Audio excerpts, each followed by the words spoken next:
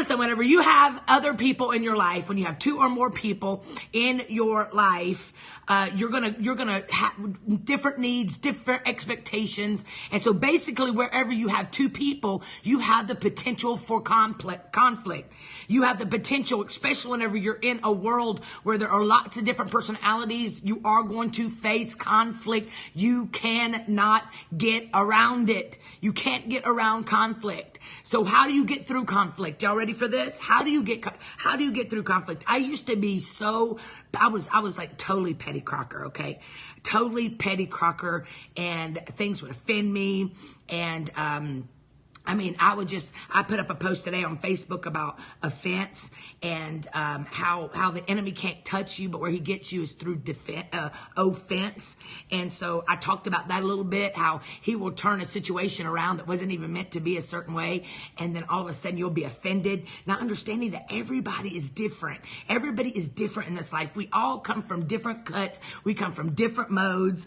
And, like with me, I think that the thing that's so cool in my life is I finally have gotten to a place in my life where I literally am so good in my skin. Like, when I first started preaching, which was only 5 years ago, and I literally was scared to death. I would be preaching because God literally took me from here all the way to here, and I would be scared to death preaching with people. I'm always the one that's got the less experience in the group, and so I would always I was needing affirmation. I was needing confidence. I would preach, and then I'd come off of preaching. I'd come sit down at my seat, and the devil would be telling me, man, that was the stupidest sermon you've ever preached in your life. You ain't got no business being up here preaching with all of these legends and all of these people that have preached forever. And I would literally hear stuff come out of people's mouths that wasn't even coming out of their mouths. And so I was always in conflict in my spirit, conflict in my heart, conflict in my confidence, conflict in feeling unworthy. You know what I'm saying?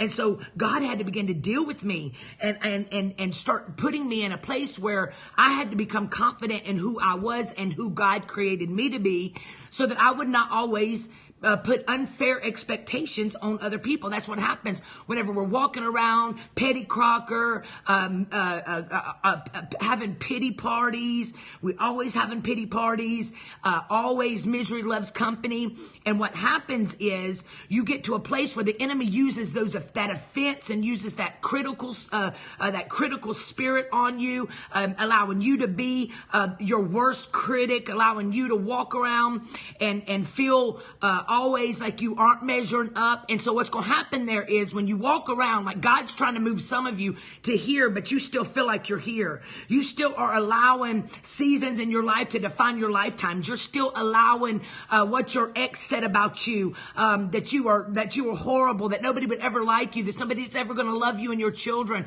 You're listening to what your dad said growing up. Maybe he was dysfunctional and didn't know how to love you appropriately, and he told you all the time that you were never measuring up. You could do nothing to ever measure up. You never could hear good job. You always have gone through your whole life just wanting to hear good job. I'm so proud of you. And you've never heard it. And so what the enemy does is it's the little foxes in your life that spoil the vine. The enemy will end up bringing people into your life that resemble the people that all